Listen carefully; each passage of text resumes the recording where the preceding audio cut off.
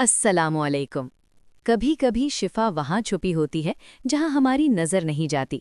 हम अक्सर कीमती दवाइयों और पेचीदा हालातों में सुकून तलाश करते हैं, मगर अल्लाह ने हमारे लिए सुकून को मिट्टी से उगने वाली एक सादी सी सब्जी में रख दिया है।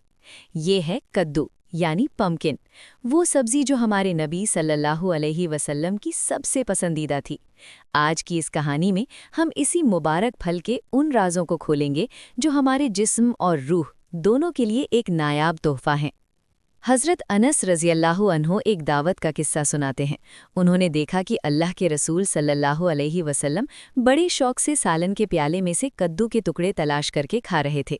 अनस रज़ियल्लाहु अन्हु फरमाते हैं कि उस दिन के बाद से कद्दू उनका भी सबसे पसंदीदा खाना बन गया। ये था सहाबा का इश्क। वो सिर्फ हुक्म नहीं मानते थे, वो अपनी नबी की पसंद को अपनी पसंद बना लेते थे। यहाँ तक कि हज़रत उमर रज़ियल्लाहु अन्हु भी इसी सिलसिले को दोहराते थे। सोचिए, जब हम इस नीयत से कद्दू खाते हैं कि ये मेरे नबी की पसंद है, तो हमारा हर निवाला एक इबादत बन जाता है। तिब्बे नबवी में कद्दू को बारिद कहा गया है, यानी ठंडा। ये उन लोगों के लिए एक नायाब इलाज है जो ज़हनी दबाव, स्ट्रेस और गुस्से की तपिश में जल रहे हैं। ये दिमागी गर्मी को जज़्ब कर लेता है और इंसान को अंदर से पुरनूर और पुरसुकून बनाता है। इब्न अल-क़य्यम फरमाते हैं कि ये दिमाग को क़ुव्वत देता है और गम के बोझ को हल्का करता है। आज जब हम एंग्ज़ाइटी और बेचैनी के दौर से गुज़र रहे हैं, कद्दू हमारे लिए वही ठंडा साया है जिसकी तलाश में हम दर दर भटक रहे हैं।